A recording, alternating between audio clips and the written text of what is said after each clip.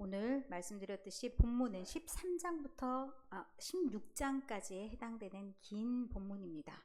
삼손 한 사람에 대해서 이렇게 길게 썼다라는 것은 보통 사람은 아니다라는 걸 알 수 있고요. 다른 그 사사와 굉장히 다른 점이 있습니다. 혹시 여러분이 삼손과 다른 사사들의 차이점을 아시겠습니까? 자, 나실인이라는 것도 있고요. 또 한 가지, 어떤 사사도 태어날 것에 대해서 미리 고지를 받고 태어나지 않았습니다. 태어나면서부터 사사가 된 사람은 삼손, 사사계에는 삼손 하나밖에 없습니다. 제가 이렇게 말하는 이유는 사사기를 넘어선 사사도 있다. 우리가 흔히 말하는 진짜 찐찐찐 마지막 사사, 그 사람은 사무엘입니다. 나중에 사무엘이 등장하죠. 근데 사무엘의 성격과 조금은 다른. 그런데 삼손은 어쨌든 태어나면서부터 구별함을 받은 사람이다. 그래서 아버지가 자녀의 교육법까지 물을 정도로 어떻게 그러면 저 아이를 길러야 되겠습니까? 물어봤습니다. 무엇을 금지하라 얘기했는지 기억이 나십니까? 자, 이게 이제 여기에서는 한 가지가 보통의 나시린 규정보다도 빠져 있습니다. 그래서 민수기의 규정, 나시린 규정을 잘라 가져왔습니다. 포도주와 독주를 멀리하라. 그런데 오늘은 먹는 것에 대해서 굉장히 강조가 자주 되어 있습니다.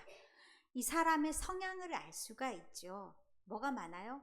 식탐만 많은 게 아니에요. 나중에 보니까. 어쨌든 포도주와 독주를 멀리하라. 삭도를 머리에 대지 말라. 그러니까 삭도가 되면 머리를 자르면 기운이 빠지는 독특한 영역을 가지고 있는 사람이 삼손이었습니다. 세 번째는 시체를 가까이 하지 말아라. 이런 특별한 규정을 가지고 태어난 사람, 그러면 어떻게 살아야 될까요? 굉장히 구별되었기 때문에 굉장히 거룩하게 살아야 될 것 같죠. 그런데 여러분이 잘 알고 있는 삼손이 어떤 사람이십니까?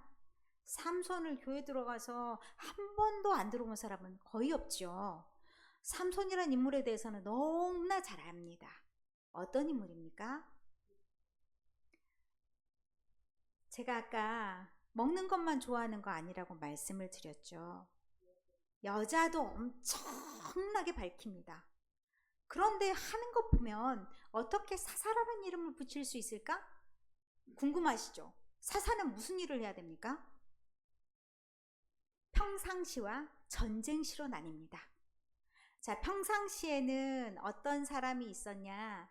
여러분이 보는 4, 5장의 드보라는 평상시에 무엇을 했어요? 재판. 평상시에 업무를 보여주는 것은 재판. 그리고 나머지 사사들 이렇게 좀 이렇게 크게 나온 사람이나 앞에 나온 사람들이 어떤 사람이에요? 대사사. 길게 나왔다는 얘기예요. 그 사사들, 이런 사람들을 다 어떻게 했었냐? 전쟁하고 관련이 있어요. 전쟁이 일어났을 때 하나님께서 특별히 그를 선택하셔서 구원자로 사용하셨다. 이게 사사기의 전형적인 내용이에요. 그런데 그 시작은 지금 13장에 그렇게 시작해요. 블레셋에서 40년 동안 압제를 받고 있어서 하나님이 한 구원자를 택하셨다. 그때 이제 수태하는 것부터 딱 다 나오는 거예요. 이제 아이를 낳을 것이니까 그를 이렇게 길러라. 그렇게 해서 13장의 내용이 이제 아이가 탄생한 것까지가 13장의 내용입니다. 그러면 이제 얼마나 아름답게 잘 성장했는지가 우리가 기대하는 바죠. 우리의 기대는 상관없이 14장 처음 한번 봅실까요? 삼손이 딥나에 내려가서, 자, 내려갈 수는 있어요.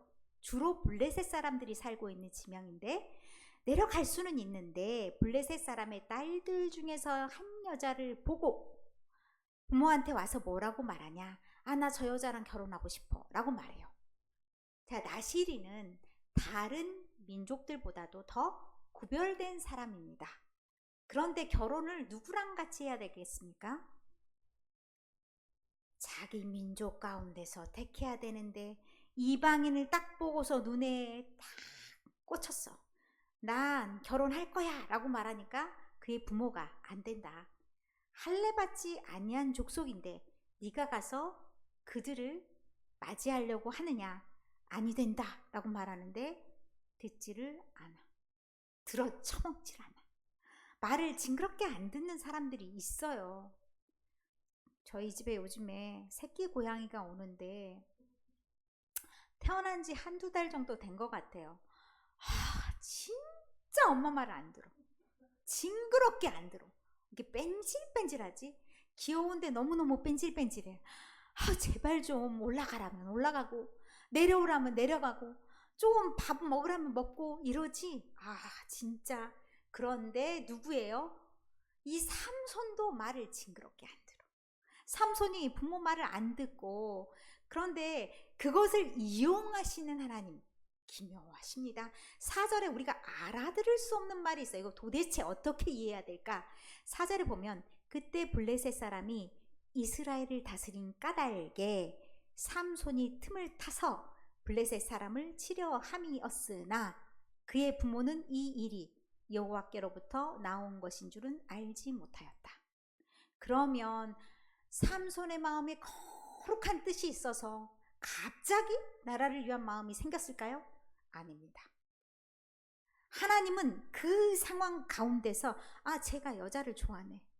블레셋 여자라도 마다하지 않네. 그러면 블레셋 압제를 받고 있는 이 상황에서 쟤를 그런 상황으로 몰고 이해하는 거, 그렇게 몰아가는 거예요. 그러면 그 상황이 어떻게 되냐? 블레셋 사람을 물리칠 수 있는 계기가 되는 거예요. 기가 막힌 상황입니다. 자, 삼손이 딥나에 내려가는 상황에서 또 무슨 일이 있었냐? 안 해야 될 일을 또 했어. 무슨 일을 했냐? 삼손이 사자를 만났네요. 사자 입을 쫙 갈라서 죽였네요. 그런데 갔다 오다 보니 어떤 일이 있었냐? 사자의 몸에 벌떼와 꿀이 보였어요. 자기도 먹었죠? 부모에게도 갖다 줬죠. 참 위험한 인물이에요. 자기만 잘못하는 것이 아니라 부모한테 아무 말 안 해. 그거 말하면 안 되죠. 왜요? 죽은 시체잖아요. 죽은 시체 가까이 하면 안 돼요. 죽였죠? 시체도 가까이 했죠?